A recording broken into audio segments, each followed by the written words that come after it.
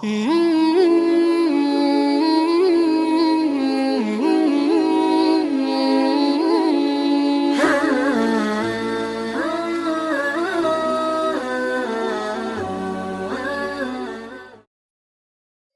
لله الذي هدانا لهذا وما كنا لنهتدي لولا أن هدانا الله وأصلي وأسلم على سيد الأنبياء محمد وآله وصحبه أجمعين أما بعد قال النبي صلى الله عليه وسلم الدنيا متاع وخير متاعها المرأة الصالحة او کما قال صلی اللہ تعالی علیہ وسلم۔ معزز ناظرین گرامی، السلام علیکم ورحمۃ اللہ وبرکاتہ۔ گھر کی بنیادی اہمیت کے حوالے سے ایک پروگرام آپ کے سامنے آیا تھا،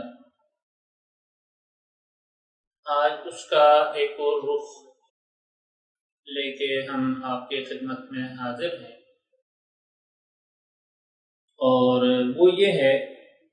کہ ایک انسان کو اپنے شریک حیات کا انتخاب کرتے ہوئے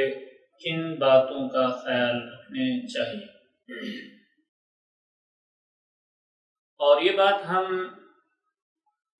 اس لیے کہتے ہیں اور یہ سوال اس لیے اٹھاتے ہیں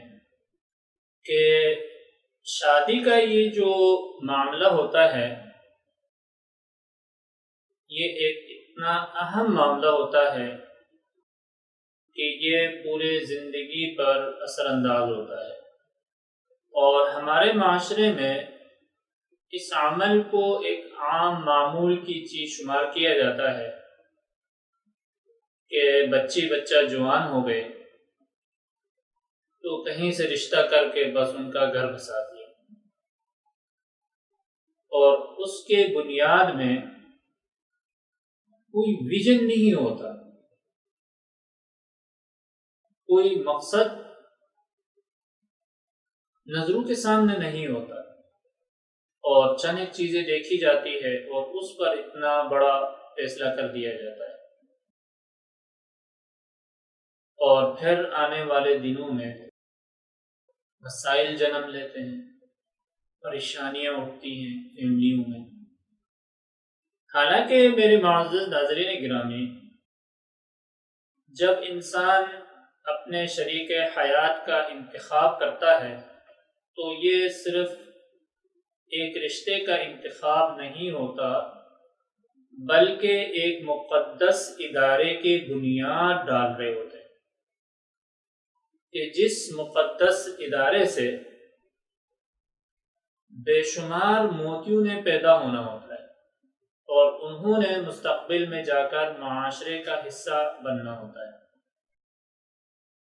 تو جب ہم یہ اصول اپنے ذہن میں رکھیں گے کہ ہم ایک مقدس ادارے کی بنیاد رکھنے جا رہے ہیں، تو اس کے اہداف ہم کیسے مقرر ہمیں کرنی چاہیے؟ تو بالکل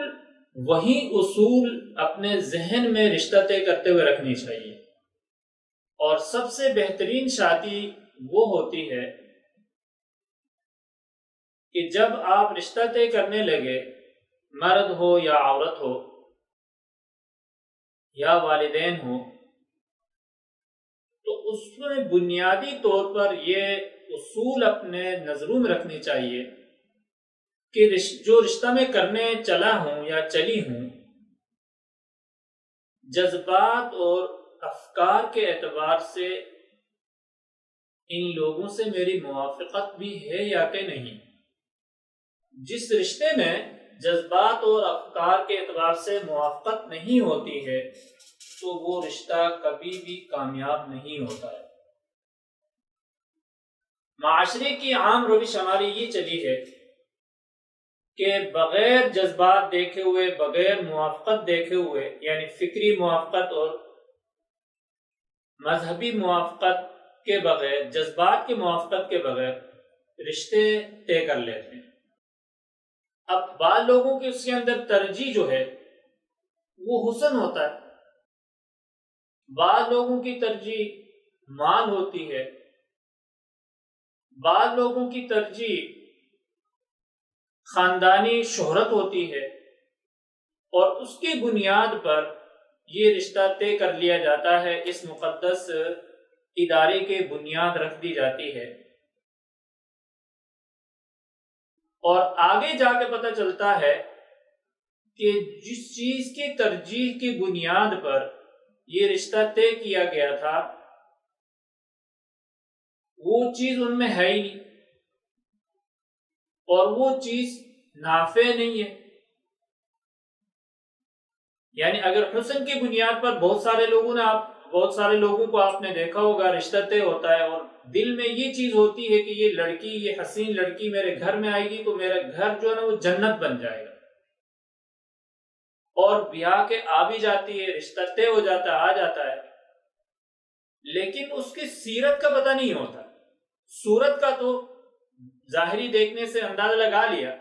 سیرت کا علم نہیں ہوتا. اور جب وہ سیرت گھر میں آ کے کھلنے شروع ہو جاتی ہے تو بجائے وہ گھر جو ہے جنت بننے کے جہنم بن جاتا ہے. اور بعض مرتبہ ہماری ترجیحات یہ ہوتی ہیں کہ دولت کے بنیاد پر ہم لوگ کرتے ہیں کہ ان کی دولت کام آئے گی، لیکن وہ دولت کام نہیں آتی ہے، بلکہ وہ ڈیمانڈ کا ذریعہ بن جاتی ہے کہ میں ایک متوول گھرانے سے آئی ہوں اور میرے ضروریات زندگی یہ ہیں، ان ضروریات زندگی کو پورا کرنا آپ کا فرض، اس کو پورا کر دیجئے، اور میں اپنے بساط کے مطابق اس کی اہلیت نہیں رکھتا ہوں. تو اب کیا شروع ہو جاتا ہے؟ طعن و تشنیع شروع ہو جاتی ہے. اور اگر بچی جو ہے نا وہ غریب آ جاتی ہے امیر گھرانے میں تو وہاں سے طعنے شروع ہو جاتے ہیں، اور پھر کیا ہوتا ہے؟ مختلف مسائل جنم لیتے ہیں، اور ایک گھر کے اندر دو مختلف زندگیاں گزر رہی ہوتی ہیں کہ اگر ایک دینی موافقت کرنا چاہتا ہے تو دوسرا دینی مخالف نکل آتا ہے. تو ایک گھر کے اندر دو مساوی زندگیاں الگ الگ گزر رہی ہوتی، دو الگ کتابیں پڑھی جا رہی ہوتی، دو الگ اخبار چل رہے ہوتے، اور اسی اضطرابی ماحول کے اندر بچوں کی پیدائش ہوتی ہے. اب کیا ہو جاتا ہے اس سے کہ بچے جو ہی شعوری طور پر بڑے ہونے شروع ہو جاتے ہیں تو یہ یقینی بات ہے کہ ایسے ماحول میں بڑے ہونے والے بچوں میں ظاہر بات ہے کسی ایک طرف جھکنا ہوتا ہے، یا وہ والد کی طرف جھکیں گے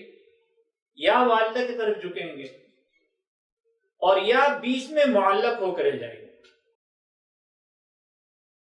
ایسے بچوں کی نشو و نما عام طور پر پھر صحیح نہیں ہوتی، اور اس طرح یہ خاندان اور یہ مقدس جو ادارہ آپ نے جس کی بنیاد رکھی تھی وہ نفع بخش نہیں بنتا. تو اس لیے حضرت صلی اللہ علیہ وسلم نے ارشاد فرمایا کہ انتخاب جب آپ کریں گے اپنے شریک حیات کے، اپنے شریک سفر کا، تو اس کی انتخاب میں غلطی نہ کرنا، کیونکہ یہ ایک ایسا رشتہ ہے کہ جو پورے زندگی پر اثر انداز ہوتا ہے. حضرت صلی اللہ علیہ وسلم نے ارشاد فرمایا الدنیا متاع وخیر متاعها المرأة الصالحہ، کہ یہ دنیا کی جتنی بھی چیزیں ہیں یہ نفع اٹھانے کی چیزیں، کہ انسان دنیا میں رہتے ہوئے ان چیزوں سے وقتی طور پر فائدہ اٹھاتا ہے. اور فرمایا کہ دنیا کی جتنے نفع بخش چیزیں ہیں باعتبار استعمال کے، باعتبار ضرورت کے، ان میں سب سے بہترین چیز نیک بیوی ہے، نیک عورت ہے. تو اس سے ایک اصول یہ سمجھ میں آ گیا کہ رشتے کے انتخاب کے وقت اس صفت کو خاص طور پر ملحوظ رکھنے چاہیے کہ جو عورت آپ کے گھر آ رہی ہے وہ نیک ہو، جس لڑکے سے آپ رشتہ طے کر رہے ہیں وہ نیک ہو. جب انسان نیک ملے گا تو اس سے فائدہ کیا ہوگا؟ اگر آپ کی بیٹی کسی نیک انسان کے نکاح میں چلی جائے گی، دنیا تو اس کو نہیں ملے گی، عزت ضرور ملے گی، سہولیات نہیں ملے گی لیکن احترام ضرور ملے گا، عیاشیاں تو نہیں ہوں گی لیکن محبت ملے گی، عزت کی نگاہ ملے گی، قدر و قیمت ملے گی۔ اسی طرح اگر کوئی نیک عورت آپ کے گھر پہ آئے گی، اگرچہ وہ دولت لے کے نہیں آئے گی لیکن آپ کے گھر میں سکون لے کے آئے گی، محبت لے کے آئے گی، ادب و احترام لے کے آئے گی، خوشیاں لے کے آئے گی۔ تو حضرت صلی اللہ علیہ وسلم نے ہمیں ایک بات سمجھائی کہ سیرت کو ترجیح دو صورت پر۔ ہاں، اللہ رب العزت اگر سیرت کے ساتھ صورت بھی ہوتی ہے بہت اچھی چیز ہے، کیونکہ یہ نظروں کے حفاظت کے میں بہت بڑا کردار ادا کرتی ہے۔ حضرت صلی اللہ علیہ وسلم نے ایک اصول بھی بیان کیا، اور وہ اصول یہ ہے، حضرت معاذ بن جبل رضی اللہ تعالی عنہ ان سے فرمایا، تنکح النساء لأربع، لمالها ولجمالها، لمالها ولجمالها ولدينها، فاظفر بذات الدین تربت یداک۔ فرمایا معاذ، دنیا میں عام طور پر کسی عورت سے نکاح کرنے کے نظریات چار ہوتے ہیں۔ یہ چار نظریات کی بنیاد پر عام طور پر رشتہ تلاش کر رہے ہوتے ہیں لوگ۔ مال کے وجہ سے، جمال کے وجہ سے، خاندانی شہرت کے وجہ سے، اور یا دین کی وجہ سے۔ اور آخر میں فرمایا، اگر تم سکون چاہتے ہو، کامیاب ہونا چاہتے ہو، تو فرمایا فاظفر بذات الدین،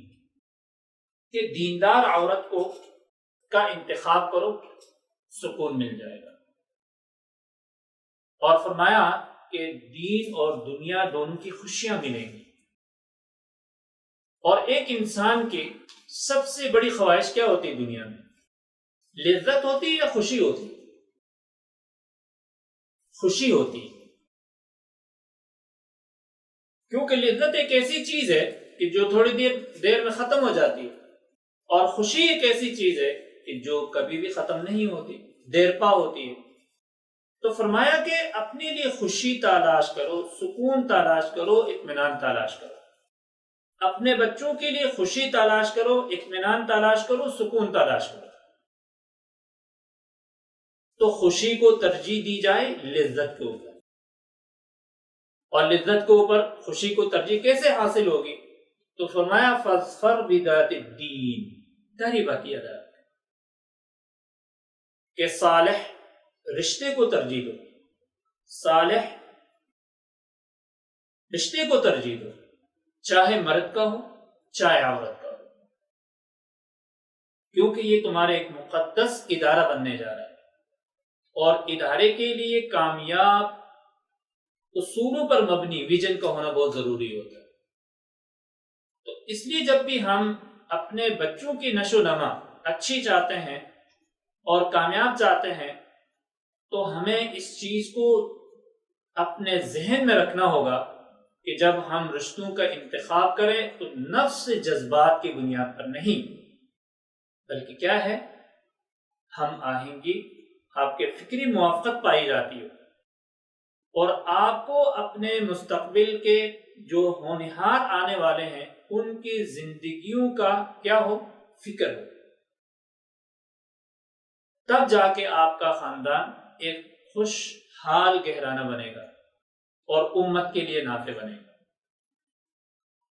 تو حضرت صلی اللہ علیہ وسلم نے دو اصول ہمیں بتائے، المرأة الصالحہ فاظفر بذات الدین تربت یداک۔ ان دو اصولوں کو اپنا کے دیکھیں، زندگی میں کبھی بھی ناکام نہیں ہوں گے۔ السلام علیکم ورحمۃ اللہ وبرکاتہ۔